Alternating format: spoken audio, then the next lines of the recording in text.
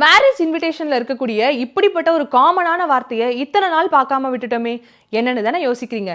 விரிவா தெரிஞ்சுக்கலாம் வாங்க.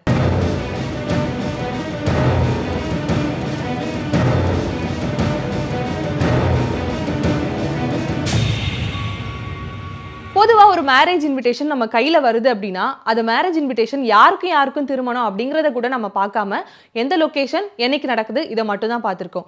ஆனா இத்தனை நாள் நம்ம பார்க்க மறந்த ஒரு விஷயம் என்ன தெரியுமா?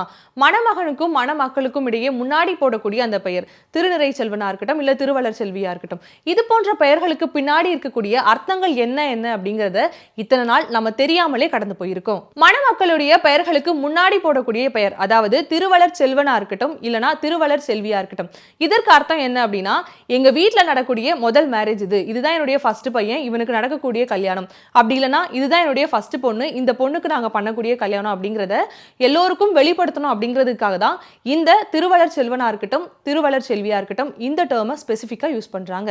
அடுத்ததா மணமக்களுக்கு முன்னாடி போடக்கூடிய திருநிறை செல்வன் மற்றும் திருநிறை செல்வி, இதற்கு அர்த்தம் என்ன அப்படின்னா எங்க வீட்டில் இருக்கக்கூடிய எல்லா பிள்ளைகளுக்கும் நாங்க கல்யாணம் பண்ணி வச்சிட்டோம், இதுதான் எங்க வீட்டில் நடக்கக்கூடிய கடைசி கல்யாணம் அப்படிங்கறத வெளிப்படுத்தும் விதமாகத்தான் இந்த திருநிறை செல்வன் மற்றும் திருநிறை செல்வி அப்படிங்கிற வார்த்தையை பயன்படுத்துறாங்க.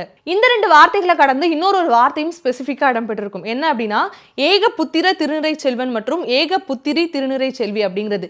இதற்கு அர்த்தம் என்ன அப்படின்னா எங்க வீட்டில் இருக்கக்கூடிய ஒரே ஒரு பிள்ளைகள் இவர்கள் மட்டும்தான், இவர்களுக்கான திருமணம் தான் இது அப்படிங்கிறத வெளிப்படுத்தும் விதமாகத்தான் இந்த ஏக புத்திர ஏக புத்திரி அப்படிங்கிற வார்த்தையை ஸ்பெசிஃபிக்கா யூஸ் பண்றாங்க. இத்தனை நாள் பல இன்விடேஷன்ஸை வாங்கியிருக்கோம், பல கல்யாணத்துக்கும் போய் அட்டென்ட் பண்ணியிருக்கோம், இந்த விஷயத்தை நோட் பண்ணலையே அப்படின்னு சொல்லி ஃபீல் பண்ணீங்க அப்படின்னா தெரியாத உங்க ஃப்ரெண்ட்ஸுக்கும் அனுப்பி இதை தெரிஞ்சுக்கோங்க அப்படின்னு சொல்லுங்க.